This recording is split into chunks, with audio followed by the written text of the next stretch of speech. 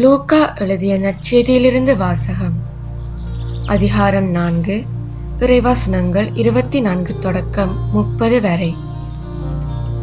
இயேசு நாசரேத்துக்கு வந்திருந்த போது தொழுகை கூடத்தில் மக்களை நோக்கி கூறியது: நான் உறுதியாக உங்களுக்கு சொல்கிறேன், இறைவாக்கினர் எவரும் தம் சொந்த ஊரில் ஏற்றுக்கொள்ளப்படுவதில்லை.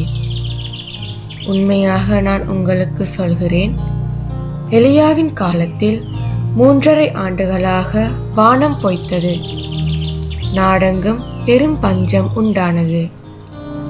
அக்காலத்தில் இஸ்ரேலரிடையே கைம்பெண்கள் பலர் இருந்தனர். ஆயினும் அவர்களுள் எவரிடமும் எலியா அனுப்பப்படவில்லை. சீதோனைச் சேர்ந்த சாரிபாத்தில் வாழ்ந்த ஒரு கைம்பெண்ணிடமே அனுப்பப்பட்டார். மேலும் இறைவாக்கினர் எலிசாவின் காலத்தில் இஸ்ரேலரிடையே தொழுநோயாளர்கள் பலர் இருந்தனர். ஆயினும் அவர்களுள் எவருக்கும் நோய் நீங்கவில்லை. சிரியாவைச் சார்ந்த நாமானுக்கே நோய் நீங்கியது.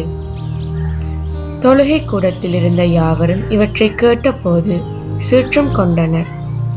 அவர்கள் எழுந்து அவரை ஊருக்கு வெளியே துரத்தி அவ்வூரில் அமைந்திருந்த மலை உச்சியிலிருந்து கீழே தள்ளிவிட இழுத்துச் சென்றனர். அவர் அவர்கள் நடுவே நடந்து சென்று அங்கிருந்து போய்விட்டார். இது கிறிஸ்துவின் நற்செய்தி. கிறிஸ்துவே உமக்கு புகழ்.